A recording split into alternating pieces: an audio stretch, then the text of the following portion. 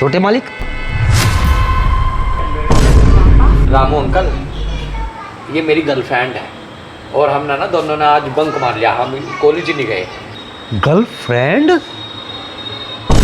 अच्छा एक बात तो बताओ छोटे मालिक, क्या इनके लड़की के घर वालों को पता है तुम स्कूल से नागा करके, स्कूल से हटके और यहाँ फ्लैट पे आ गए मौज मस्ती के लिए? एक बात सुनो रामू अंकल, इसके जो पापा हैं ना वो बहुत बड़े बिजनेसमैन हैं और मेरे पापा को तो आप जानते ही हो, तो फिर हमें पढ़ने लिखने की क्या ज़रूरत है। अरे एक बात और भी तो सुनो, यही तो हमारी उम्र है खेलने कूदने की। इस उम्र में हम कॉलेज में फंस जाए, किताबों में अपना दिमाग ख़राब करने लगें तो फिर फ़ायदा क्या होगा। इसके पापा बहुत बड़े बिजनेसमैन हैं। एक बात तो बताओ मुझे छोटे मालिक, इसके माँ बाप को जानते हो तुम? अब बहुत बड़े बिजनेसमैन हैं, बहुत बड़े धनाढ़ हैं, बड़े अच्छे उनके काम हैं, उनकी तो जय जयकार हो रही है। लेकिन ये तो सोचो, जो माँ बाप तुम्हारे इस उम्मीद में रहते हैं कि मेरी बेटी की वजह से मैं बेटे को पढ़ाऊंगा, इसकी वजह से क्षेत्र चलेगा, प्रदेश चलेगा और देश चलेगा, वे तो चलेंगे नहीं। हाँ, तुम्हारी वजह से होटल, रेस्तरां, हुक्का बार, शराब पार्टी, वाइन शॉप ये तो जरूर चल रहे हैं और चलते रहेंगे। अरे वे कैसे कैसे उम्मीद करके, कैसे कैसे खर्चे अपने कम करके, अपना चश्मा ना लेके, खुद अपने जूते ना लेके, खुद अपने कपड़े ना बना के तुम्हें खर्चा देते हैं, और तुम छोटे मालिक व्यर्थ में फूक रहे हो, गुल छर्रे उड़ा रहे हो। आप इनकी बातों पे मत जाओ, बड़े आदमी ऐसे ही बोलते हैं और ये ना हमारे यहाँ बहुत दिन से नौकरी करते हैं। आप एक काम करो रामू अंकल जी, 4 बियर की बोतल और हमारा खाना लेकर आओ, उसके से जिसके से आप लेकर आते हो। बहुत अच्छा। चलो ठीक है। स्वाति, छोटे मालिक को मैं बताऊं या तुम बताओगी?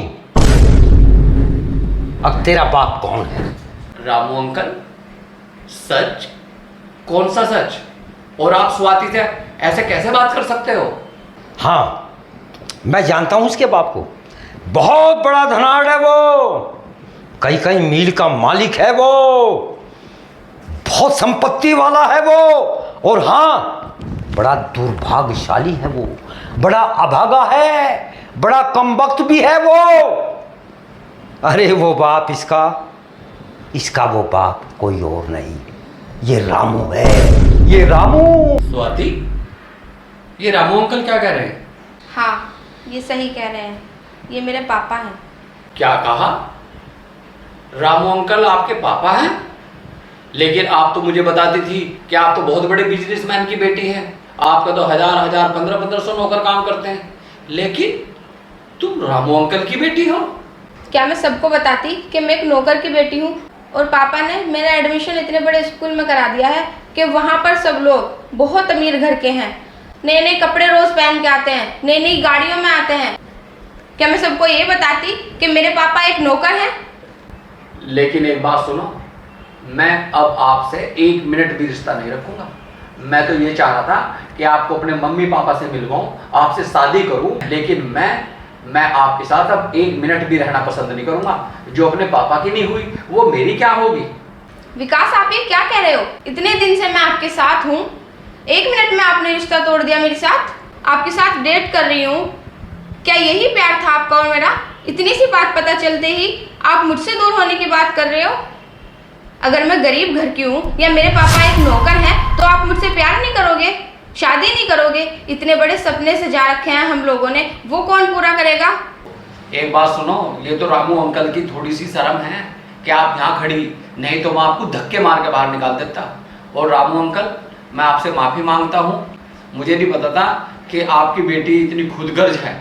एक बात सुनो स्वाति, मैं आपसे इसलिए नाराज नहीं हूँ कि आपके पापा नौकर हैं या आप गरीब घर की हो, मैं आपसे इसलिए नाराज हूँ कि आपने अपने बाप को पहचानने से इनकार कर दिया। तो मैं आपसे फिर क्या उम्मीद रखूँ? और रामू अंकल, मैं आपसे हाथ जोड़कर माफ़ी मांगता हूँ। छोटे मालिक, इसमें आपकी कोई गलती नहीं। आप ना होते, इसके पहलू में कोई और होता, कोई और नहीं तो कोई और होता। लेकिन ये लड़की मेरी खुद गर्जता की शिकार है, ये मतलबी है, सुख चैन चाहिए, ऐशो आराम चाहिए, मजा चाहिए। अरे एक बात बताऊं तुझे, लड़की, तेरा नाम लेते भी मुझे लिहाज आती है, लड़की कहते भी शर्म आती है। आज से मेरी नज़रों में भी तू गिर गई। बस जा, घर से तो निकालना नहीं चाहता, तेरी मर्जी, पढ़ या ना पढ़, मैं तो नौकरी करता रहूँगा, तो अपना बैठी रहो और खाओ जा, जैसा तेरी मर्जी आवे ऐसा करो।